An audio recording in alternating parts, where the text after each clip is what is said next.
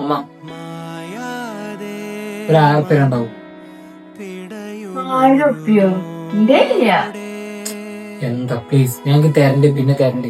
അനക്ക് വേണേ അച്ഛനോട് ചോദിച്ചു നോക്ക്, എന്റെ ഇല്ല തരാന്. ആ വേണ്ട, നിങ്ങൾ ചോദിച്ചു. ഞാൻ ചോദിക്കൂല കേട്ടോ, ഇജ്ജ് വേണേ ചോദിച്ചു.